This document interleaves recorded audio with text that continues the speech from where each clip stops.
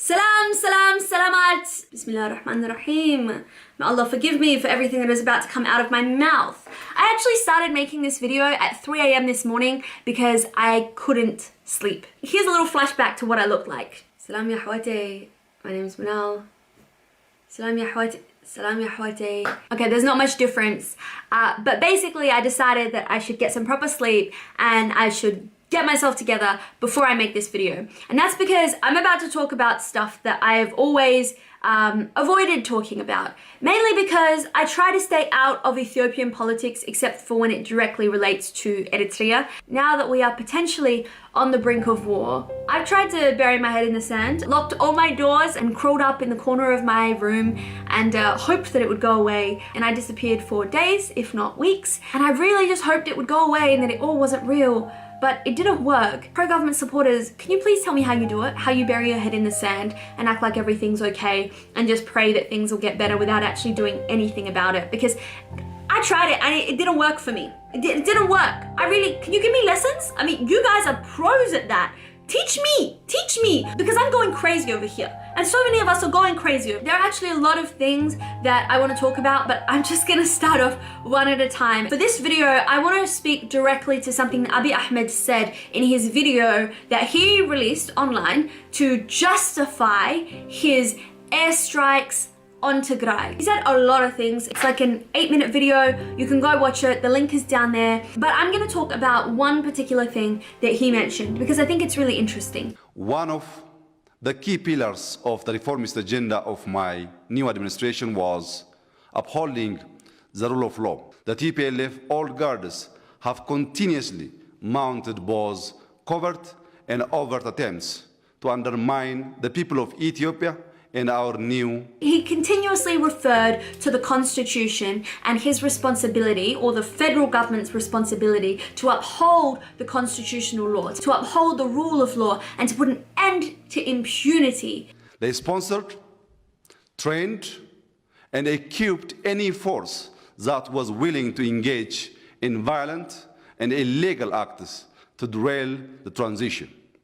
Arrest warrants by federal courts were ignored in an open contempt for the rule of law, and serial obstruction of justice became the hallmark of the TPLF. Impunity is being above the law, so being able to get away with breaking the law. Which, let's be honest, for a long time while TPLF was ruling the country, TPLF was getting away with a lot. They were able to get away with just not adhering to the constitution that they created themselves. It was the first government since the revolution, and it was the first attempt at democracy that Ethiopia ever had. I was a huge criticizer of TPLF when they were in power. We fully hold TPLF accountable. This is not a defense of TPLF for any country, whether it's Eritrea, whether it's Ethiopia. I don't care at all who rules, who you are, doesn't matter to me. I care that the people in the country have access to the freedom and self-determination that they deserve. All people in the country. I don't care if countries change and evolve, if they separate. I don't care who leads. I don't care what language is spoken. I care about people's rights. And I wish I didn't care about this, but you are potentially starting a war that could drag my people, the Eritrean people, an army fully made of conscripts, of people who have no choice but to be in the army. You are potentially starting a war that will put all of those people in danger, as well as millions of innocent people who are in your country, who are your constituents. So Abiy Ahmed refers several times to his role of defending the Constitution. So I took it upon myself to get the Constitution so that we could refer to it. I've got the link to the Constitution. It's available online. It's down in the description. I printed this version. It's the exact same one that you can read. I think it's important that we all read this. I'll start off by acknowledging that I am not a law student. I studied international relations, so I have a basic understanding of how the world works. The rest of what I've learned has been through reading books, learning, and asking questions. But I understand that there are gaps in my knowledge, and if somebody is willing to contest the things that I am saying in this video by actually looking at the Constitution and providing evidence and laws, I welcome it. I'm not here to act as though I am the right person, the only right person. Everything that I'm saying now, I'm sure has been said before. I'm okay with being wrong. I am talking because I think that it's about time that our community started having mature conversations about what's actually happening in the region. And if you actually want to see progress, you got to know the facts and you've got to be able to talk about it. If we don't even know the laws and regulations, then of course these governments can pull the hood over our eyes. Of course they can brainwash whole populations. Abiy Ahmed did not substantiate any of the claims against the TPLF. The only thing that he said that could be proven was that Tigray held elections. Bas. And his claims that Tigray holding elections were unconstitutional is exactly what I want to talk about right now. The TPLF doubled down on their unconstitutional assertion, and in a blunt violation of the Constitution, TPLF adopted its own illegal electoral law, an illegal electoral commission, and conducted an illegal election in which it won all the seats in the regional council. If we find, by looking at this constitution, that his actions are founded, then we can allow him to do his federal duty. I want to start off by going to, so he talks about how we have to respect the division of powers between the federal government and the state government. The states in this conversation refers to the regions. There are 9 regions as indicated by the Constitution. They can be found in Article 47. Now in Article 47, Part 2, it says, nations, nationalities, and peoples within the states enumerated in sub-Article 1, that is the list of all of the states, they have the right to establish at any time their own states. So these regions exist, but it's up to the state itself and the people in that state to decide whether or not they will establish their own state. Now, if we start off, Tigray has obviously established its own state. I think that they secured that while they were in the federal government. Tigray is officially a state, and they have that right as per the Constitution. We'll move on to Article 50, where it specifically has the structure and division of powers, which is what Dr. Abiy Ahmed was referring to. You can read all of this in your own time, and if you find that I've missed anything in this video and you want to add it, you go ahead. I'm only highlighting the things that I think are really relevant to this conversation. The TPLF didn't attempt to hold a national election. They didn't attempt to overthrow the national government. They held a state election. In Article 51, if you have a look, it says all of the things that the federal government is responsible for. And they all seem pretty reasonable. None of them really stand out, except for this one here, which we'll come to, and that is sub-Article 16. It says that the federal government has the power to declare and to lift national state of emergency and states of emergencies limited to certain parts of the country. I want us to think about that one because that shows that the government is perfectly within its rights to hold a state of emergency. We'll talk about what a state of emergency is and what the government is allowed to do in a state of emergency in a moment. But before we do that, I want to go to Article 52, where it says the powers and functions of the states. The first thing that it states is that any powers that are not given to the federal government belong to the states. So anything that is not in this list of 21 specific things that the federal government is responsible for is up to the states to determine for themselves. Have a read of it yourself. I'm not making this up.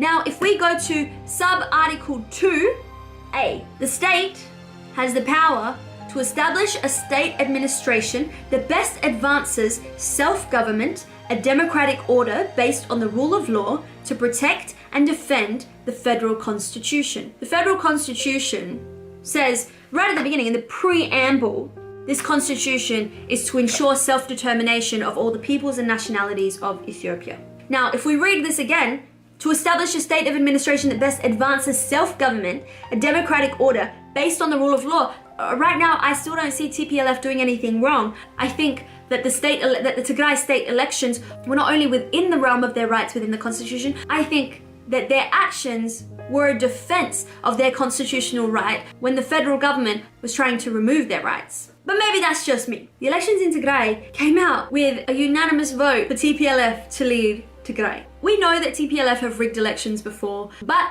right now it's kind of undeniable that the Tigrayan people trust TPLF more than they trust the federal government. And I think that them actually participating in the regional election rather than sitting it out because it was unlawful and they're anti-TPLF, I think that that says a lot. Now we're gonna get to the interesting part, because so far I think that we've established by looking at the division of powers and where states sit, it's very clear that so far Tigray has not broken any constitutional law. Now, if they said that they just broke the law and then they told us exactly which law that they broke, that would be different.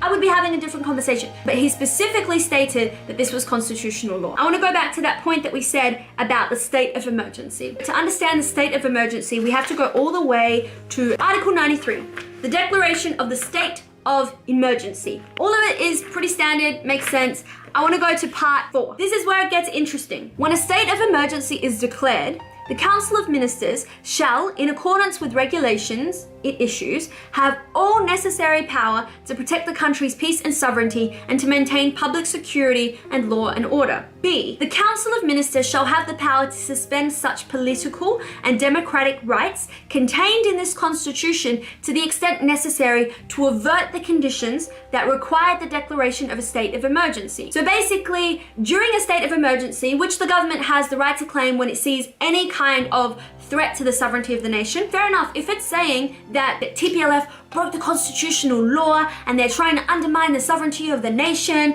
if they say all this stuff, first of all, they have to prove it. But second of all, let's say they're going to prove it later on and they've decided that they're going to call the state of emergency. During a state of emergency, basically, the government has the power to remove all of these constitutional rights. They can get rid of all of these, except, and this is where it gets real. This is, see, directly after that, in the exercise of its emergency powers, the Council of Ministers cannot, however, suspend or limit the rights provided for in Articles 1, 18, 25, and sub-articles 1 and 2 of Article 39 of the Constitution. Let's go and look at what those articles are, because these are the non-negotiables. So even in a state of emergency, these things cannot be compromised. Article 1, the nomenclature of the state. So that's just the name of the state. Easy. No one's trying to change the name. Article 18, the prohibition against inhuman treatment. That is number 25, the right to equality. All persons are equal before the law and are entitled without any discrimination to the equal protection of the law. In this respect, the law shall guarantee to all persons equal and effective protection without discrimination. So can we think of any situations where there were some people who were perhaps imprisoned, not protected by the rule of law? Disappearances, we still haven't heard from them? Can we think of anything like that that's happened in the past 6 months? If you, dear Prime Minister of Ethiopia, are going to talk about defending the rule of law as per the Constitution, then you have to be an example of upholding that exact Constitution. The last of these constitutional rights that cannot be compromised during a state of emergency, sub-article 1 and 2 of Article 39 in this Constitution. Go have a look at that. Read this, because this is where it gets real interesting. Article 39. Rights of nations, nationalities, and peoples. 1. Every nation, nationality, and people in Ethiopia has an unconditional right to self-determination, including the right to secession. Sub-article 1 is what I want to focus on. Every nation, nationality, and people in Ethiopia has an unconditional right to self-determination, including the right to secession, even during a state of emergency. That is the states, the nations, nationalities, and people in Ethiopia, they have an unconditional right to self-determination, including the right to secession. Now, self-determination, I would say, I think that it's indisputable, and if I'm wrong, tell me, that the region of Tigray holding an election for their region, I would say that is part of their unconditional right to self-determination. If I'm wrong, tell me. It's not like they ousted the president. It's not like they ousted the prime minister. It's not like they took to the streets of Addis Ababa and tried to hold their election there. And not only does this say their right to self-determination, it says the right to secession. Do you know what secession means? Secession literally means to remove itself from the union. They have a right to remove themselves from the Ethiopian. They have a right to become an independent country. That's literally what it says. in this constitution. So even during a state of national emergency, even when the government is trying to tell them what to do, they still have the right, according to this constitution that Abiy Ahmed, you seem to be reading directly from, they have a right to apply to become their own country, as does any of those 9 regions. That's in your constitution. That's in your rule of law. I'm having a really hard time understanding how Tigray actually broke the constitutional law. And if I'm wrong, maybe there's more laws in Ethiopia that are not reflected in the constitution, that maybe there's laws that you've created that undermine the constitution, because that's what they would be doing if they reversed these rights. They would be undermining the constitution, which is undermining the rule of law, which is exactly what you're saying you're trying to stop by fighting Tigray. So I'm really trying to understand, and I'm really gonna need you to explain, because right now you sound like you're lying. You can't just make these claims and not give evidence and then start a war over it, yeah? I mean, we know you've been hanging out with Isias Afwerki. We know that that's exactly what he does. So, I encourage you to stay switched on, because if this goes down, we're screwed.